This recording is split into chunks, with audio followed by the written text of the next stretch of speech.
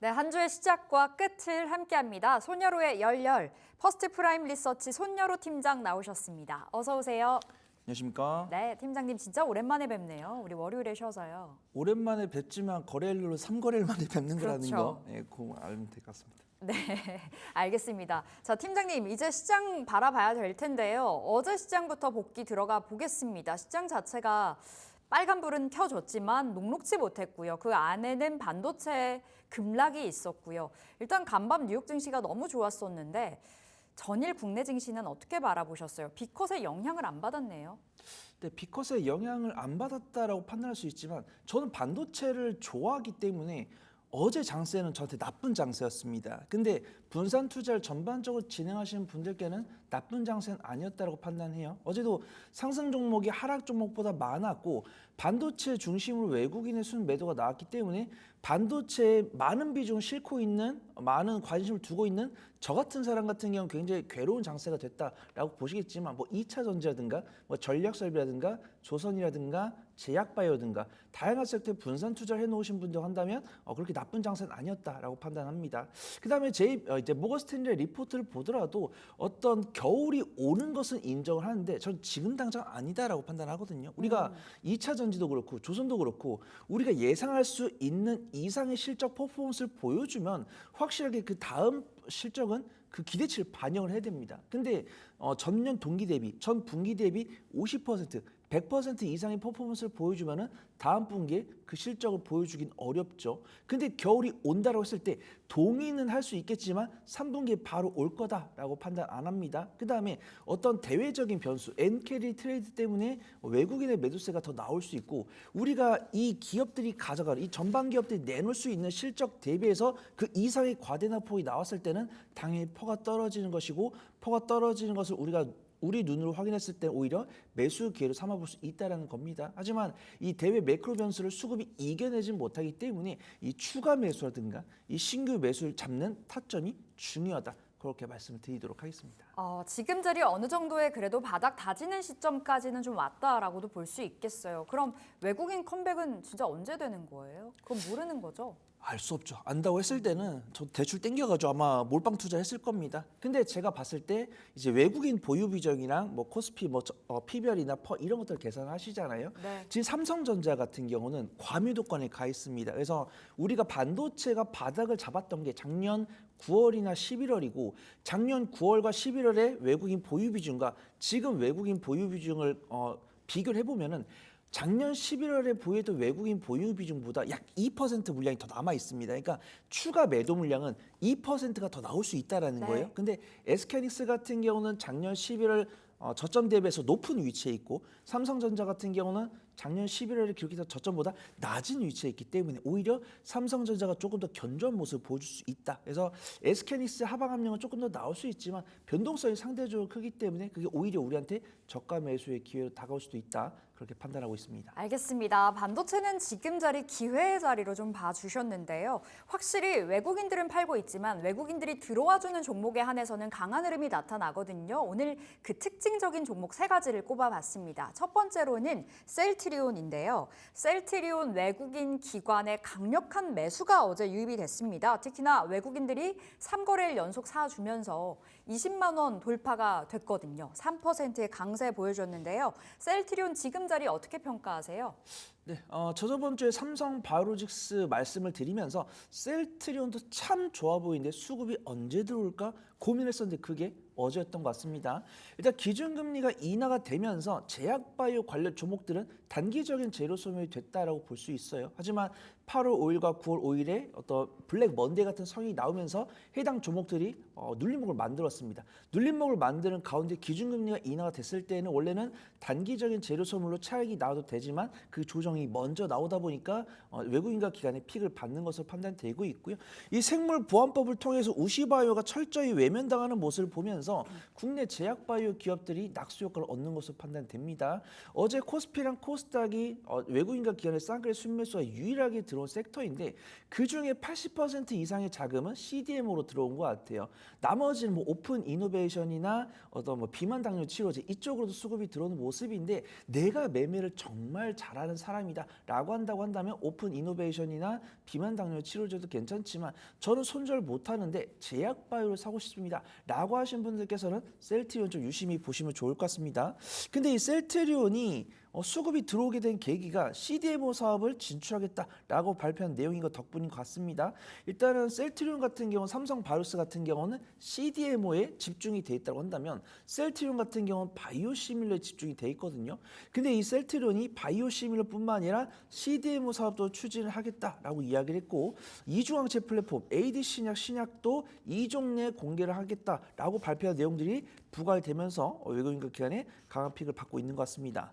삼성바이오로스보다는 올해 상반기 실적 개선을 보이지 못했지만 하반기 실적 향상이 전망이 되고 있고 삼성바이오로스 대비해서 저평가 매도를 갖고 있기 때문에 네. 유심히 지켜봐야 되지 않을까 판단해 보도록 하겠습니다. 원체 제약바이오 너무 많이 잘 간 자리이기도 하고 진짜 제약바이오 없으면 서러워서 어쩌나라는 생각이 절로 드는 구간인데요. 셀트리온은 괜찮다. 상대적으로 가격적인 매력이 있다라고 봐주셨고 그럼 목표가 어디로 바라볼까요? 네, 우선 20만 2천 원에서 한 19만 8천 원까지 분할 매수해 보신 다음에 손절가는 19만 원 잡고 1차 목표가는 22만 3천 원 정도 네. 지켜보시면 좋을 것 같습니다. 알겠습니다. 22만 3천 원이 1차 목표가 되겠고요. 손절가는 19만 원으로 안내 드리겠습니다. 자, 저희 두 번째 특징주 넘어가 볼게요. HD 현대 일렉트릭인데 최근에 반도체와 동조화된 흐름을 보이다가 어제는 상반된 흐름을 보였습니다. 그야말로 폭등을 했었는데 11%의 강세로 31만 원에 안착이 됐습니다. 여러 가지 모멘텀이 있더라고요. 뭐 블랙록과 마이크론, 소프트, 마이크로가 아무튼 손을 잡는다. 뭐 이런 소식도 있었고요. 어떻게 평가하세요? 네, 이제 우리가 AI랑 반도체랑 전력 설비를 보고 있는 게 실적은 한번 나왔습니다. 실적은 한번 나왔는데 이 기업들이 올해 하반기 내년 상반기에도 실적이 나와줄까에 대한 의문이 있었어요. 네. 근데 그 가운데 우리가 마이크로소프트나 알파벳이 실적 발표를 하면서 인풋 대비 아웃풋이 부족하다 보니까 그 전반 기업들이 과거에 보여주던 투자를 그대로 진행하지 못할 것이라는 우려가 있었죠. 근데 그 우려를 불식을 시켜준 것 같습니다. 그래서 우리 앵커님께서 말씀해 주신 것처럼 AI 인프라 펀드를 설립한다는 소식에 전력 설비 투심이 특히 향상이 된 것 같아요. 근데 이 자금도 어떤 미국에서 이 자금을 확충하는 게 아니고 우리가 오일머니라고 하죠. 뭐 사우디라든가 아랍에미리트라든가 이렇게 돈이 많은 나라들이 그 펀드의 중심이 되었기 때문에 이 전력 설비나 AI 반도체처럼 투자가 살짝 좀 지연될 것이다라는 대한 우려를 완벽하게 좀 불식을 시켜준 것이 아닌가 그렇게 네. 판단되고 있고요.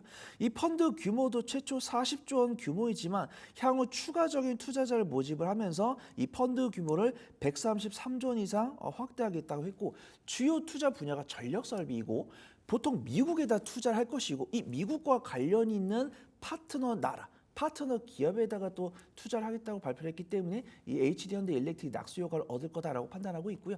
우리가 HD 현대 일렉트릭도 그렇고 효성중공업도 그렇고 LS 일렉트릭도 그렇고 미국의 현지 법인들을 갖고 있습니다. 그러면 미국에서 이제 그 펀드에서 미국의 이 전력 설비를 투자했다고 했을 때 이 기업들이 이제 낙수 효과를 얻을 것이고 이 미국과 연관성이 높은 파트너 기업들과의 좀 남은 자금을 투자를 하겠다 이런 이야기를 했기 때문에 국내 전력 설비 기업들이 낙수 효과를 얻을 거다라고 판단하고 있고요. 그 중에서도 가장 많은 자금과 가장 많은 변동성을 보여주고 있는 H현대 일렉트릭을 유심히 봐야 되지 않을까 판단해 보도록 하겠습니다. 대장을 보자라고 말씀을 주신 거네요. HD 현대 일렉트릭이 특징주로 꼽혔고 이 안에서의 그런 목표 주가는 어디로 체크해 볼까요? 네, 그렇습니다. 우리가 대장주는 안정성 위주로 잡고 테마 섹터에서 사실 변동성이 가장 큰 종목을 이제 대장으로 뽑는데 HD 현대 일렉트릭은 참 대단한 것 같습니다. 안정성도 좋은데 변동성도 좋아요. 정말 괜찮은 종목이다라고 판단되고 있고요. 아마 오늘 조금 갭상세에서 시작하지 않을까 그렇게 판단되고 있는데 32만 원부터 31만 5천 원, 31만 3천 원 선까지 분할 매수 해보시면 좋을 것 같고요. 손절가는 제가 30만 원, 1차 목표가는 35만 5천 원 잡아보시면 좋을 것 같습니다. HD 현대 일렉트릭이 진짜 강하게 올라갑니다. 시총이 이렇게 큼에도 불구하고 엉덩이 무겁지 않게 날아갔던 종목인데 목표가 35만 5천 원으로 분할 매수로 들어가 보자 말씀 전해주셨네요. 자, 세 번째 특징주도 살펴볼게요. 어제 조선주 좋았는데요. HD 한국조선해양 가져와 봤습니다. 역시나 외국인 기관의 매수세가 뚜렷했고 외국인들 3거래일 연속 담아갑니다. 4% 상승했는데요. 20만 원 목전이거든요. 넘어갈까요? 네, 확실히 HD 현대 일렉트릭이랑 HD 한국조선해양이랑 뭘 먼저 소개를 드리고 뭘 뒤에 소개를 드릴까 많이 고민했거든요. 네. 근데 HD 현대 일렉트릭에 비해서 HD 한국조선해양은 상대적으로 안전하게 수익을 가져갈 수 있다라고 판단돼서 세 번째로 소개를 드리려고 합니다. 어떤 조선 등 전방 사업도 영위를 하고 있고 중간 지주사 역할을 하고 있습니다. 우리가 조선이 막연하게 올해 하반기 내년까지도 사이클이 지속이 될 것이다라는 건 알아요. 근데 우리가 관세청이나 코트라에서 수출동액 꾸준히 발표가 되고 있죠. 근데 이 수출동액 발표됐을 때 전 분기 대비 전년 동기 대비해서 부진한 실적을 보여줄 때는 단기 차익이 나오고 있기 때문에 무턱대고 콱 매수를 하기보다는 분할 매수를 해보는 게 좋을 것 같습니다. 그러던 와중에 이 관세청에서 수출동액을 발표를 했는데 지금 고부가 가치 선박을 싹쓸이 했다라는 이야기가 있어요. 우리나라가 기술력이 좋다라고 하고 있는데 이 기술력이 실적으로 따라붙을 가능성이 상당히 높다는 겁니다. 우리나라 입장에서 도크도 부족하기 때문에 선박을 가려받아야 되는데 말이 쉽지 이게 쉬운 게 아닙니다. 우리나라가 정말 기술력이 있는데 이 선박 수주를 주는 입장에서 제발 우리 선박부터 받아주세요. 어떤 LNG선이나 어떤 LNG선 같은 이제 영업이익률이 많이 나오는 마진 높은 선박부터 수주를 받아주세요라고 했을 때 이런 기술력이 없는 국가라고 한다면 이런 수주가 안 나옵니다. 근데 이 수출 동향을 봤을 때 중국과의 전체 대수는 비등비등한 상황이지만 영업이익률이 많이 나는 LNG선 같은 경우는 우리나라 독보적으로 수주가 많이 나오고 있고 이번에 발표한 데이터도 이런 수출 증가를 대변하고 있기 때문에 올해 조선 관련 종목들은 실적이 향상이 될 것이다 이렇게 좀 자명하고 있고요. 그 중에서도 HD 한국조선해양이 하나오션도 괜찮고 삼성중공업도 괜찮습니다. 근데 HD 한국조선해양을 가장 높게 평가하는 이유는 주가 수익별도 가장 낮고요. 지금 선박별로 수주 동향, 잔고를 꾸준하게 체크했을 때 작년 동기 대비했을 때 선박 수준이 가장 높은 기업이 HD 한국조선해양입니다. 올해 연간 수주 목표가 지금 9월 20일인데 이미 지금까지 수주한 목표 이제 수주한 물량이 작년 대비해서 126% 초과 달성을 했기 때문에 조선업계의 부활을 HD 한국조선해양이 이끌었다라고 보고 있고요. 제가 이 기술력 이야기를 했잖아요.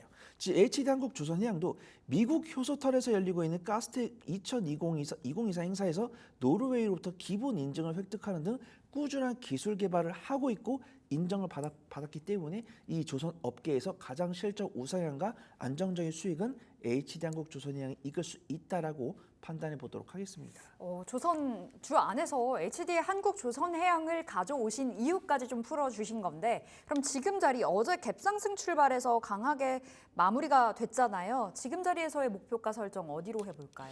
네, 기관이 먼저 순매수를 진행을 했는데 외국인이 이제 따라붙기 시작했습니다.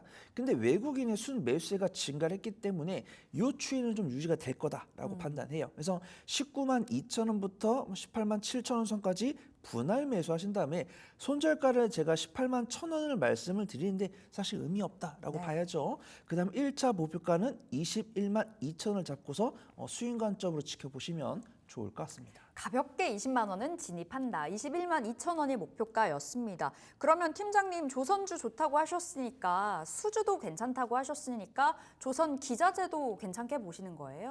조선 기자재 굉장히 좋게 보고 있습니다.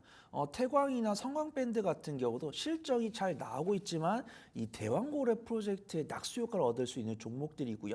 그 다음에 정통 기자재 관련 종목들은 뭐 동성화인텍이나 한국화분 등을 보면은 수주 잔고도 1년 반에서 2년치 증가를 하고 있고 저평가 매력도 너무 심합니다. 그래서 이 조선 기자재를 한 요 4종목 정도 보면 될 것 같아요.